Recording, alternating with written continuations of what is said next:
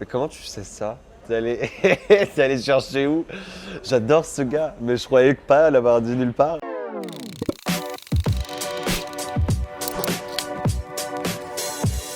Alors ça, c'est l'école où j'ai été après le bac et ma mère voulait pas que j'y aille parce qu'elle coûtait hyper cher, parce que c'était une école d'art, parce qu'on y apprenait chant, danse, théâtre et donc ma mère me disait non, t'iras pas. J'avais dit à ma mère si j'ai mon bac et que dans les admissions post-bac, tout ce que je demande me refuse sur dossier, c'était sur dossier, donc j'avais réussi mon bac et tout.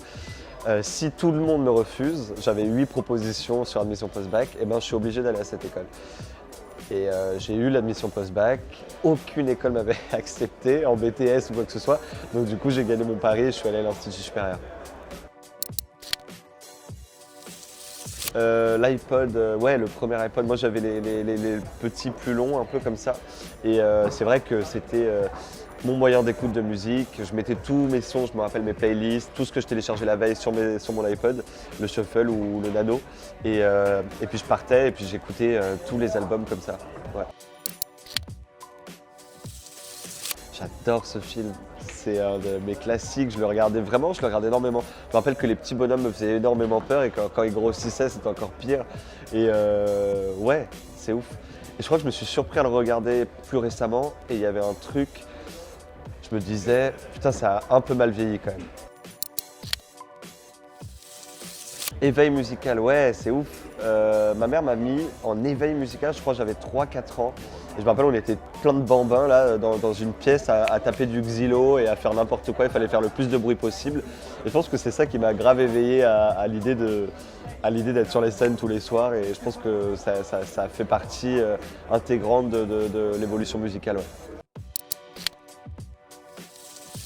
Ça, c'est une des premières pièces de théâtre que j'ai jouées dans un atelier de théâtre à la MJC où j'ai grandi, à côté de chez moi. Et j'étais Slim, je crois, c'est le premier rôle. Déjà, j'étais... Non, je me rappelle que ma prof m'avait dit c'est pour toi ce rôle, il faut absolument que tu le joues. Et c'était un petit bolos qui se faisait un peu caillasser par tous ses copains, mais qui était amoureux d'une fille et il voulait tout faire pour la conquérir et c'était une magnifique histoire. Ouais, c'est un peu mon binôme sur scène. Écoute, je l'ai rencontré il y a un an et demi bientôt et ça se passe hyper bien. Il y a une hyper bonne synergie sur scène, on s'entend hyper bien, on se ressent hyper bien. Et je suis très content d'avoir trouvé quelqu'un musicalement et scéniquement qui peut me balancer comme ça, limite, que ça puisse marcher tout autant sur scène et qu'on puisse envoyer tout ce qu'on peut tous les deux, juste à deux, justement. Et sosie de Travis Scott aussi. Et le sosie de Travis Scott aussi. Je pense que tu peux rien en dire. Non, il y a une suite qui arrive très bientôt, des nouvelles très vite, en 2019. Non, 2018 même. 23 février 2016, date aux Trois Baudets, date très importante parce que je suis passé vraiment, pour moi c'est la date qui m'a fait passer d'amateur à professionnel où des gars de maisons de disques sont venus me voir et on a discuté et le truc a un peu évolué. Moi j'avais fait toutes les scènes, toutes les caves de Paname juste avant ça. Donc les trucs un peu routes, je les avais toutes faites et j'arrivais à la limite de pouvoir passer à une autre étape. Et ce Trois Baudets a fait que j'ai pu grandir ensuite. Diams, ouais, par amour, ouais, c'est une des chansons que j'écoutais énormément, elle me parlait énormément, elle mettait ses tripes sur la table et je l'écoutais en boucle, elle m'a beaucoup touché cette fille. Sizer. T'es contacté il y a pas longtemps sur Insta. Ouais, comment tu sais ça? Je sais. Ah oh.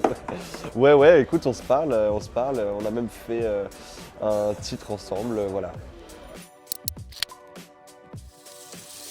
Laurence Anyways, ouais, Xavier Dolan, c'est un beau film, c'est un de mes préférés de Dolan d'ailleurs. Ça aussi c'est pareil, tu regardes ce film là chez Watt et tu te dis ah putain c'est un peu long, il y a des longueurs et tout, mais en fait au cinéma il m'avait énormément touché, je sais pas, il y a un truc dans ce film qui me fait des frissons jusque derrière les oreilles. Voilà.